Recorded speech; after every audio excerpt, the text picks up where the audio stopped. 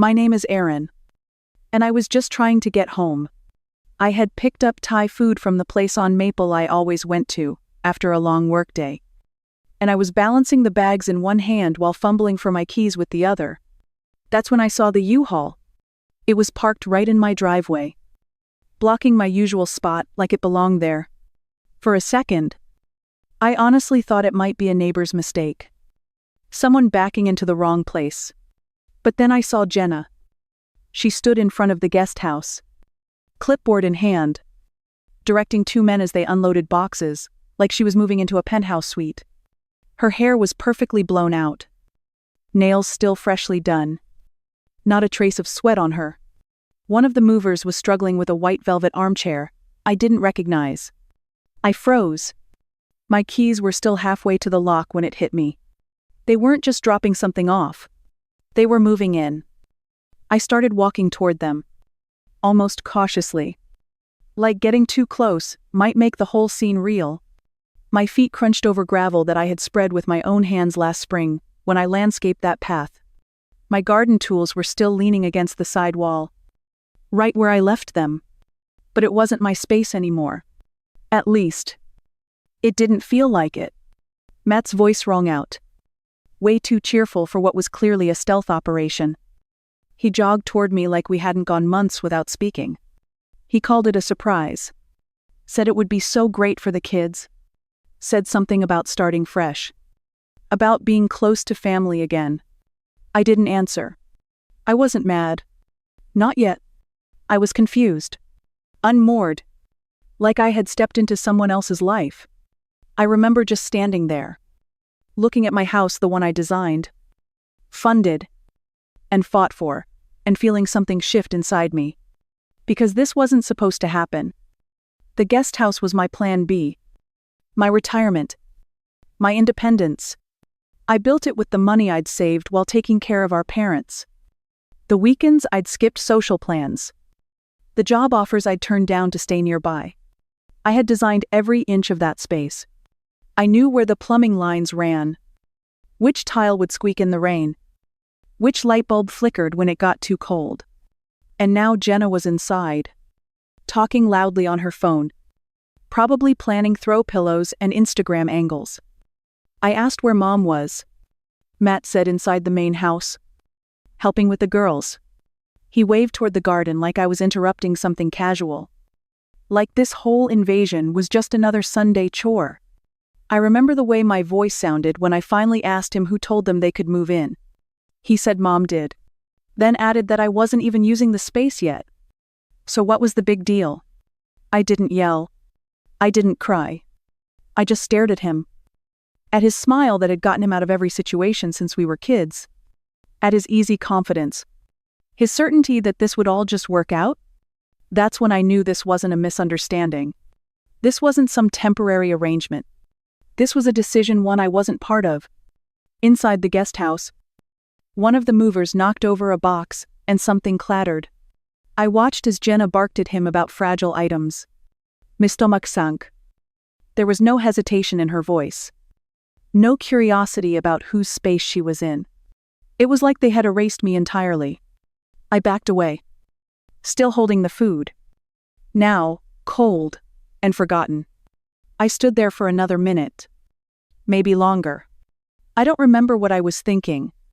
I just remember feeling small. And then I turned toward the main house. I needed answers. But deep down, I already knew what I was walking into. I walked into the kitchen still holding the now lukewarm takeout, hoping maybe this was all a mistake. Some miscommunication we could clear up over dinner. My mom was at the stove, humming, like nothing was out of the ordinary, flipping something in a pan that smelled like garlic and butter. She glanced over her shoulder and smiled like she hadn't just handed over my future to someone else. I asked her what was going on. She didn't answer right away. Just stirred the sauce and said we'd talk once everyone had settled in. Settled in. Like this was a hotel check-in. Not a complete upheaval of everything I had built. I asked again. She finally turned and said Matt had called that morning with good news. They were moving back. Things had been hard since he lost his job. And Jenna was struggling with the girls. They just needed somewhere to land for a little while. I reminded her that the guest house was mine, that I had paid for it, designed it, even filed the permits myself. Her smile didn't waver. She said it was still part of the family property, that I shouldn't be so territorial. It wasn't like I was living there yet. That stung. The way she said it, like everything I'd poured into that place meant nothing if I hadn't physically moved in. Like my years of sacrifices were just a placeholder until someone more important needed the space. I walked outside again, not knowing where else to go, and saw Jenna arranging a velvet sofa in the guest house living room, like she was curating a magazine spread. The door was wide open. My floor plan. My fixtures. My future. She was already talking about where to hang art and whether the lighting was good for video calls. The kids were out back now, jumping on the stepping stones I'd laid by hand last summer. One of them knocked over a pot of lavender I had been nursing for months. The other dropped an ice cream cone on the new paving stones. Neither of them looked up. No one told them to be careful. Matt joined me in the yard. Beer in Hunt. As if we were catching up like old times. He draped an arm around my shoulder and said this would be great. Just like when we were kids? I told him this wasn't like when we were kids. He laughed and said I was being dramatic. I reminded him I paid for that place with my own money. He shrugged. Said money shouldn't matter between family. That it's not like I was hurting for cash. Then, he said the words that made my skin crawl. He called it our family's guest house. Our. Like my name on every receipt didn't exist. I asked him how long they planned to stay. He said indefinitely. But not to worry. They'd make space for me if I wanted to stay in the main house. I stared at him. At the man who had ghosted every holiday, skipped every chore, dodged every emergency call about our parents, and was now playing patriarch with my foundation. Dinner was quiet. Too quiet. I sat across from Matt and Jenna at the same table where I had eaten countless meals after long shifts. Often alone. While caring for our parents when they were too tired to cook. They chatted about school districts, and Jenna's part-time work in lifestyle consulting. My dad offered her wine like she was royalty. No one asked about my day. I brought it up again. Said I didn't understand how this decision had been made without me. My dad cleared his throat and said families adapt. That this was what support looked like. That sometimes you just have to be flexible. Flexible. That word again. The one they always used when they needed me to change plans. Cancel vacations. Cover for Matt. Flexible meant I bent, so they didn't have to. And now they wanted me to fold entirely. I looked around the table. At the walls I had painted. The table I had refinished. The light fixture I had installed when Dad couldn't reach the ceiling. Everything I had done to keep this place from falling apart while Matt chased crypto dreams and Jenna posted curated brunch photos. No one looked back. They just kept talking over me. Like I was a ghost, haunting a place that no longer needed me. After dinner, I went back outside to breathe. The lights were already on in the guest house. Warm. Inviting. From the outside, it looked perfect. Inside, it was no longer mine. Matt waved at me through the window like this was just the beginning of a fun family adventure. Jenna was hanging a gold mirror over the fireplace, the one I installed myself, after watching tutorials for a week. I stood there. Invisible. The porch lights buzzed above me. I wanted to scream. To demand they get out. To tell them they were trespassing. But instead, I just watched. Because somewhere in my heart, I still wanted to believe this could be fixed. I knew better. But I wasn't ready to let go yet. Not of the place. Not of them. Not of the part of me that still thought being good would be enough. The conversation started over breakfast. Like so many betrayals do. My mom was setting the table with the usual cheerful clatter. Humming that same tune she always did when she wanted things to feel normal. Matt was already dressed. Sitting at the table in a crisp button-down, like he had somewhere important to be. Jenna scrolled on her phone. The girls arguing about syrup. I sat down with a mug of coffee. Hoping the silence in my chest would pass. My mom looked at me with a kind of practiced brightness and said they'd been talking about space. How it was tight with the girls and Matt needing room to work. I nodded, waiting for the rest. She said they were thinking the guest house might not be enough. That Matt could use my bedroom in the main house as an office, since it had such nice morning light. I laughed. Not loudly. Not even bitterly. Just the sound of someone realizing. Too late. They should have seen this coming? I asked where they thought I was supposed to sleep. My dad folded his napkin, like it helped him avoid looking at me. My mom said gently that maybe this was a good time to start looking for a place of my own. That I was 34. That it was time. I looked around the table. No one said anything. Yana didn't even blink. Matt sipped his orange juice like he was at a brunch he didn't want to be late for. My parents kept their expressions neutral. Like this was just another phase of growing up. One I'd apparently delayed too long. I reminded them, calmly, that I had been living there because they needed help. Because Dad's sciatica had flared up. And Mom was overwhelmed after her surgery. Because someone had to manage the bills. The appointments. The house repairs. Because I had given up better jobs. Better cities. Better chances to stay close and make sure they were okay. My mom's hand hovered over the butter dish. She said they were grateful. That I had done so much. But Matt needed this right now. The girls needed stability. Jenna was working again. The family needed balance. That word balance landed like a slap. As if I had thrown things off by staying. As if my presence now tipped the scale in the wrong direction.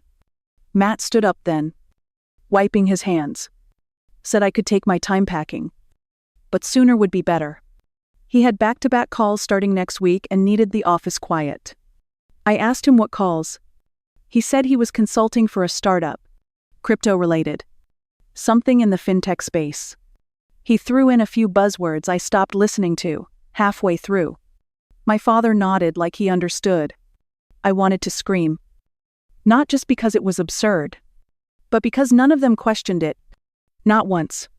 He was allowed to fail over and over and still be trusted with more. I succeeded quietly. Endlessly. And somehow still came up short. After breakfast, I went upstairs to my room. My room. The one I had painted last fall, after Dad said he liked cool tones. The one with the organized closet I'd built from scratch. The one with the books I couldn't bear to give away.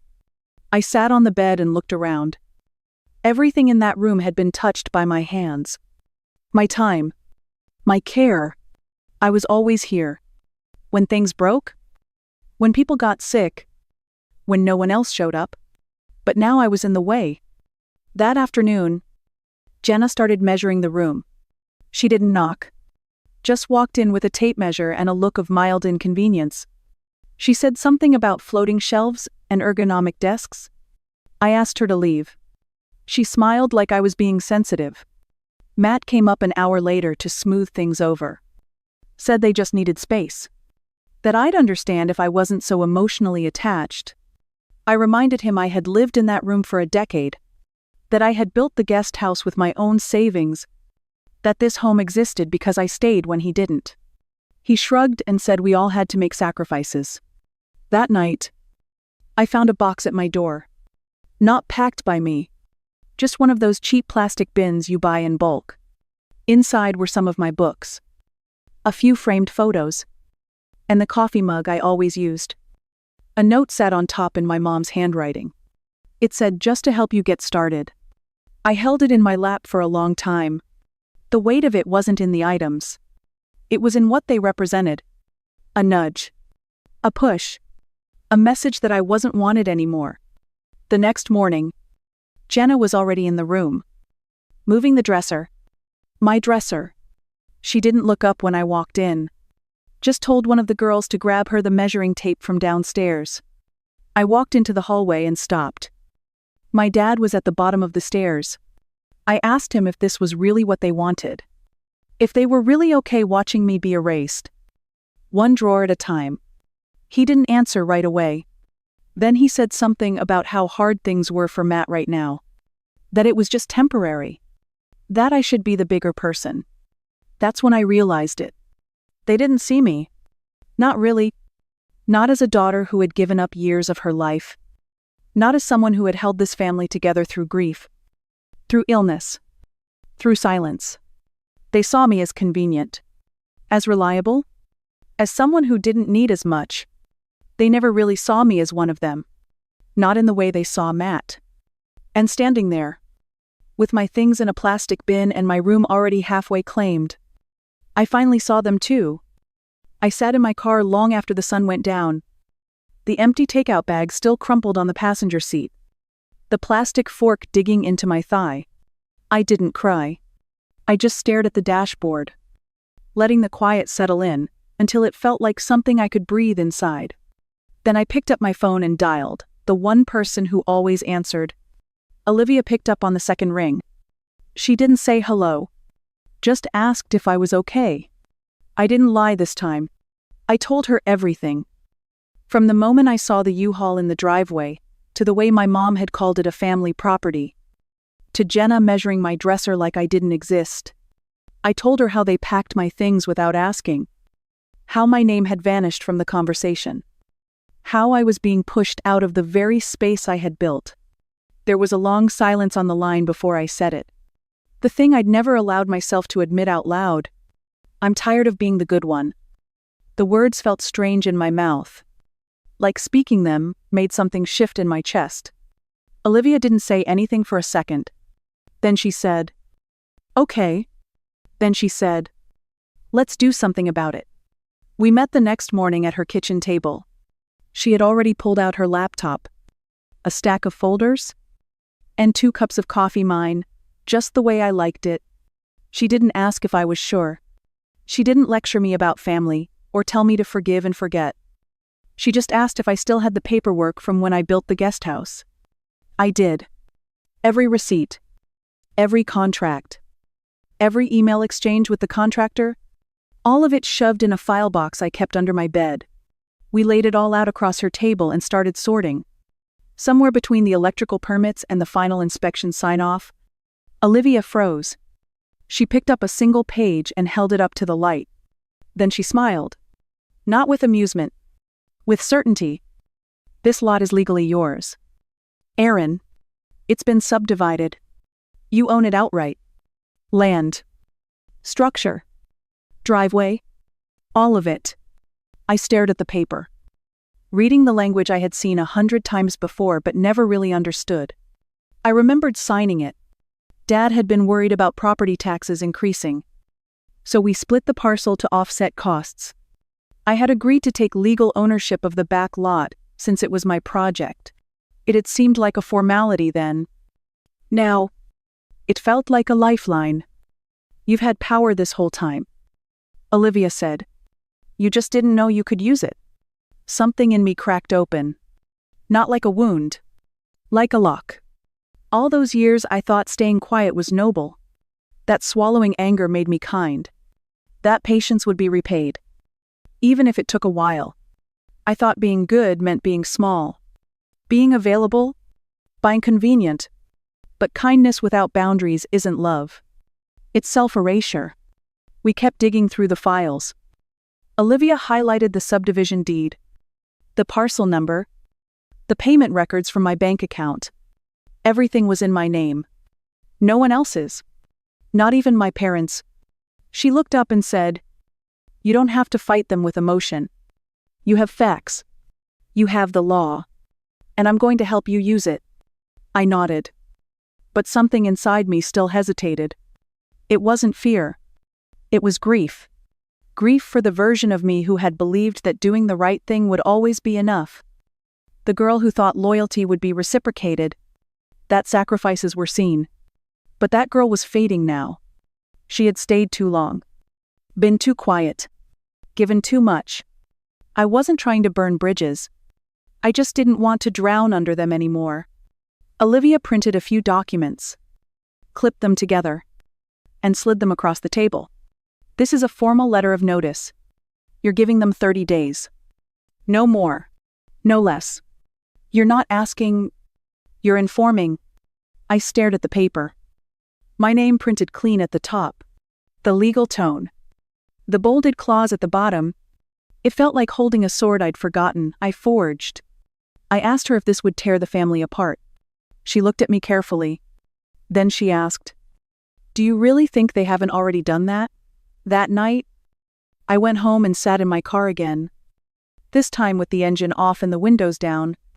I looked at the lights glowing from the guest house. I could hear laughter. Music. The scrape of furniture being moved. Jenna's voice rising above the kids. Matt's low chuckle that used to mean comfort. Now it sounded like theft. I took a deep breath and pulled out the letter from my bag. It felt heavier than it should. But it also felt right. I wasn't angry. Not in the way they expected. I wasn't doing this out of spite. I was doing it because I was finally done apologizing for existing. They taught me that love meant selflessness. That family meant giving until there was nothing left. But I had given. And they had taken. And now they were mad I wanted it back. Tomorrow. They would know what I knew tonight. The good one doesn't stay quiet forever. Dinner was already on the table when Olivia and I walked in. My mom looked up from pouring wine and blinked at the sight of her. Then, at the thick folder in my hands, Matt leaned back in his chair, half smiling like he'd already decided to dismiss whatever this was. Jenna didn't even look up from her phone. The girls were bickering quietly, their plates untouched. I didn't sit down. I placed the folder in the center of the table, next to the bowl of mashed potatoes. Olivia remained standing beside me. Silent. Composed. Steady in that way only lawyers and best friends can be. I reached over and opened the folder. Pulling out the top few pages, copies of deeds. Permits. Parcel maps. My mom gave a nervous laugh. "What's all this? Is this about the guest house again?" "It is," I said. "And I need you to listen this time." Matt groaned and muttered something about how everything was always a crisis with me. Olivia opened her mouth to speak. But I raised my hand slightly. I didn't need her to speak for me. Not this part. I told them I'd gone through the original paperwork. That the lot the guest house sits on had been legally subdivided 3 years ago. That I paid for the construction. That my name was on the deeds. Not theirs.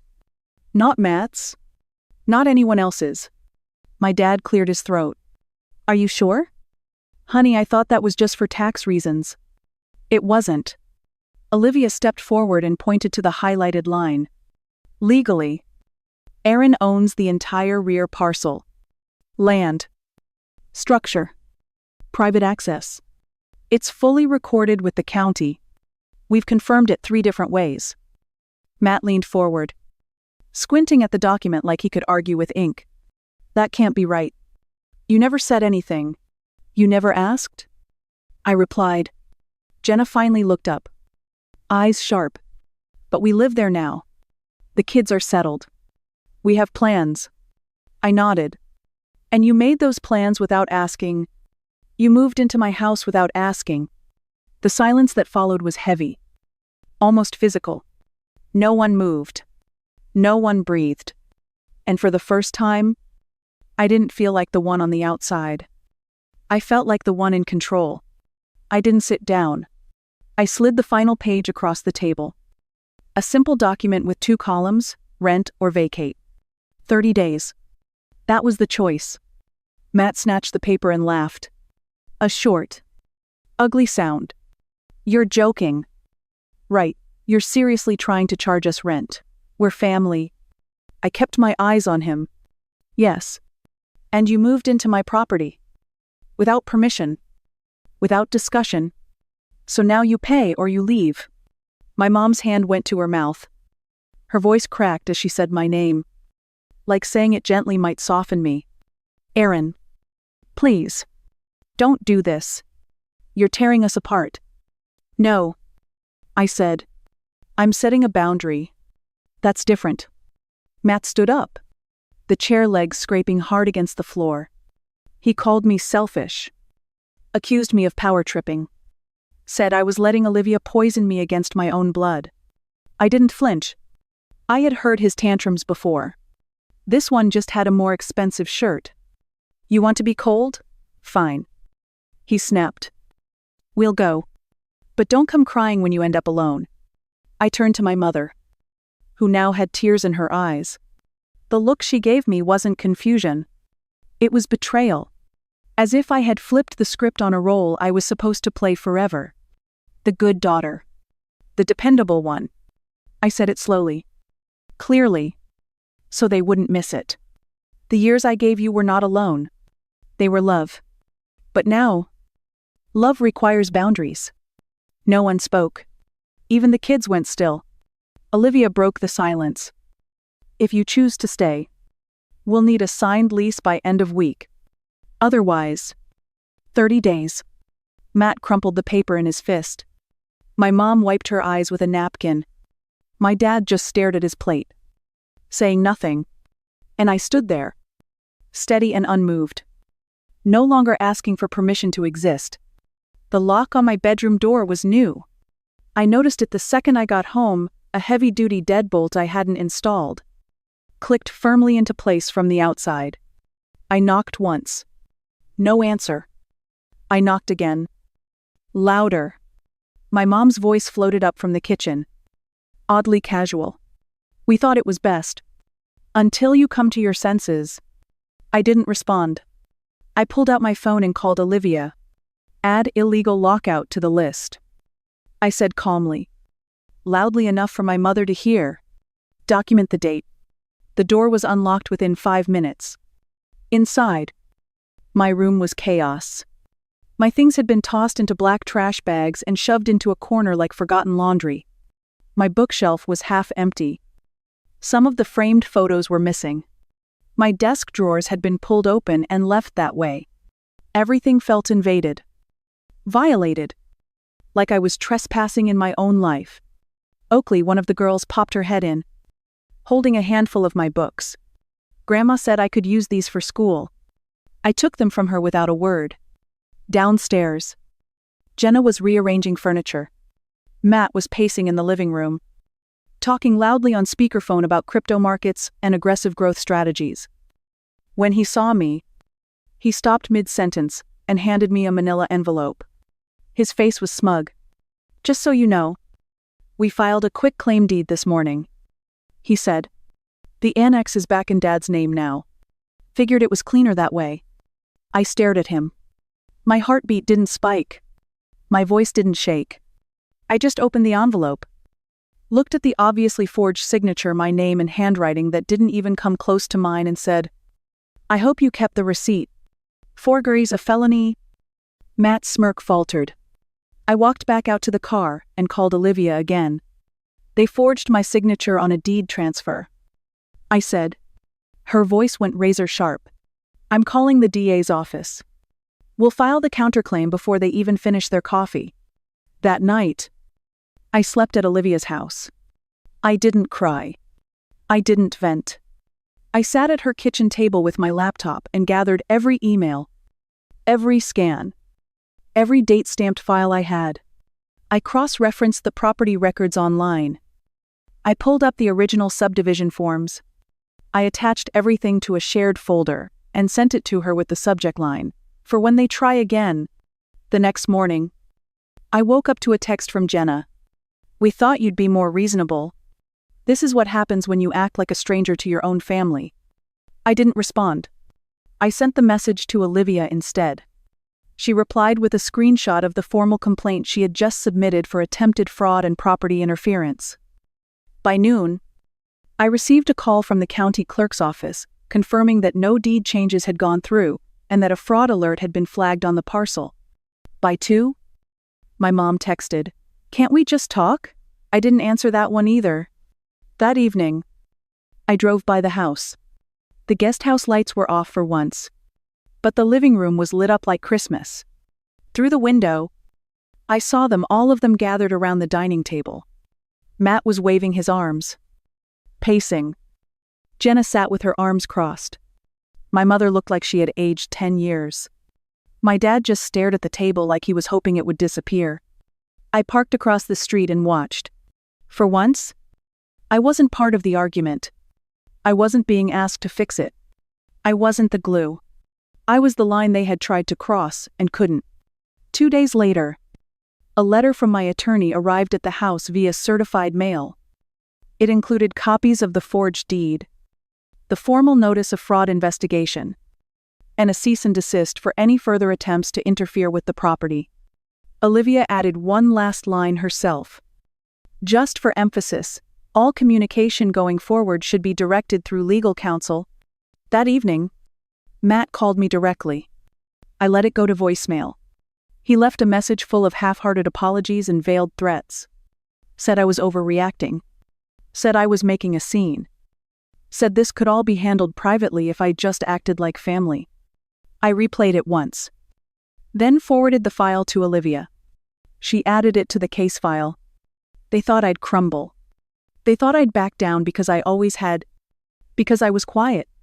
Because I was kind. Because I was the one who stayed. But I wasn't her anymore. I wasn't angry in the way they expected. I wasn't screaming or slamming doors or posting rants online. I was methodical. I was precise. I was done. And for the first time, they couldn't do a thing about it. The morning was gray and cold. The kind that made everything feel quieter than usual. I pulled into the driveway behind the sheriff's cruiser and parked next to Olivia's car. She stepped out first. Coat buttoned. Folder in hand. Calm, like always. The deputies waited near the annex, speaking in low tones. I sat for a moment longer, watching the house I had once called home, trying to feel something softer than what was coming. But all I felt was ready. We walked toward the annex together. One of the deputies knocked firmly on the door. No response. He knocked again, louder this time, and called out, "Mr. and Mrs. Foster, we have a court order for eviction. Please open the door." A few seconds passed. Then Matt opened it. Eyes bloodshot. Voice tired. He said they needed more time. Olivia stepped forward and reminded him he'd already had 30 days. Another deputy entered, gently but firmly instructing them to begin gathering essential items. Jenna's voice rose from inside almost instantly. She screamed at the deputies not to touch her things. The girls were crying. I stood outside, watching it unfold. I didn't move. I didn't flinch. Olivia remained at my side. The wind blew Jenna's voice in and out like a broken radio. She shouted that I was cruel, that I was ruining everything, that I didn't understand what it meant to be a sister. Matt carried out boxes one by one, avoiding my eyes.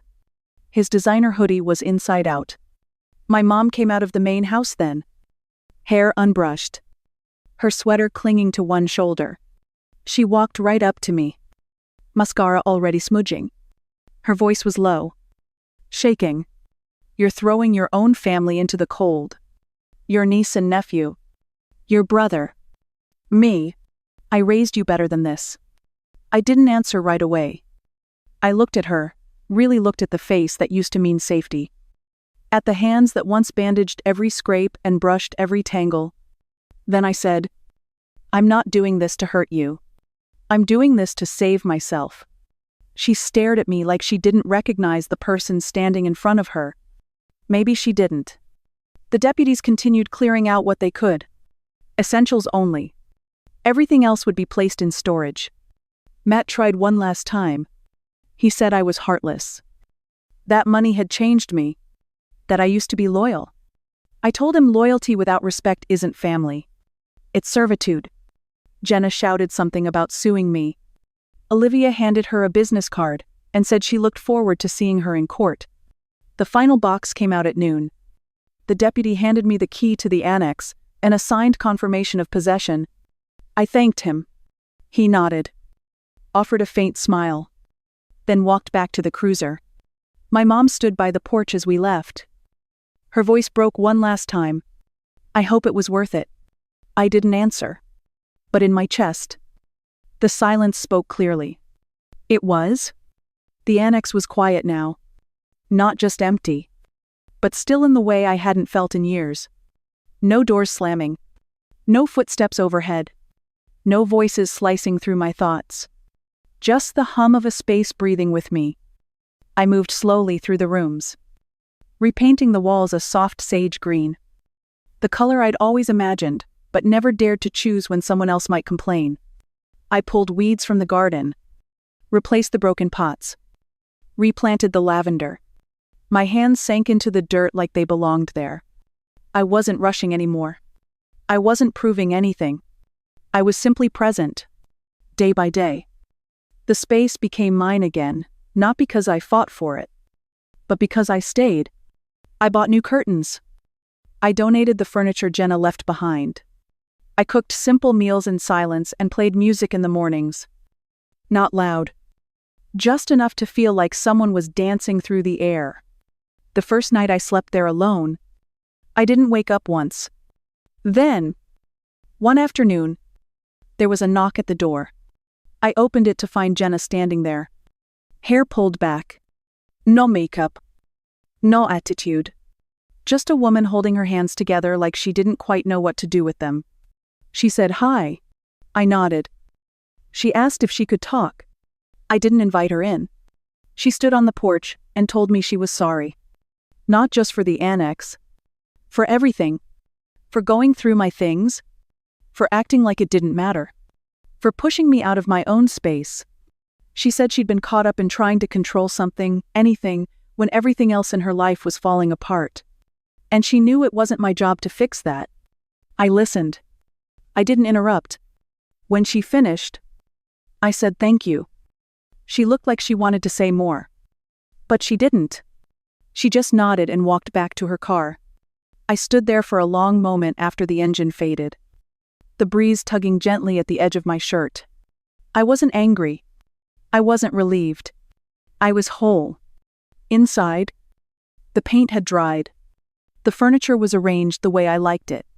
The books were back on the shelf. The garden was blooming again. I sat by the window with a cup of tea and watched the light move through the leaves. Forgiveness is healing. But access is earned. And I had finally given that access to myself. If you're still here, maybe you've been called the strong one too. Maybe you've been told to be more flexible. To understand. To give just a little more because that's what kind people do. Maybe you've bent until your spine ached, and still they asked for more. Maybe they wrapped it in family. In love. In duty. And called it your role. I want to ask you something. Have you ever been asked to stay quiet for the sake of peace? Have you ever sacrificed space? Time.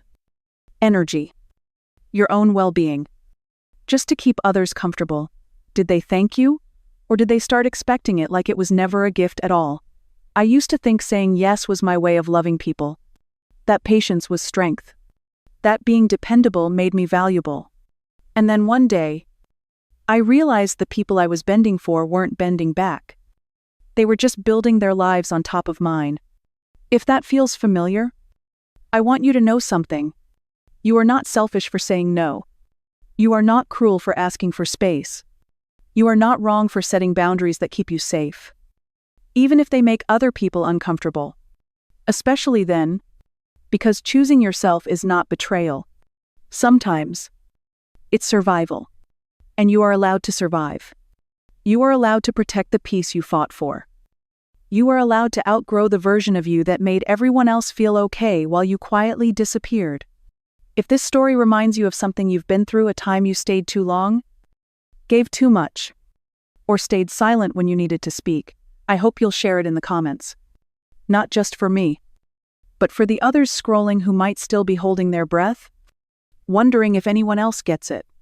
We weren't made to carry everything for everyone. We were meant to have our own place to stand. So if you're standing now, even if your voice is shaking, even if it's just barely I see you, and I hope you'll stay standing.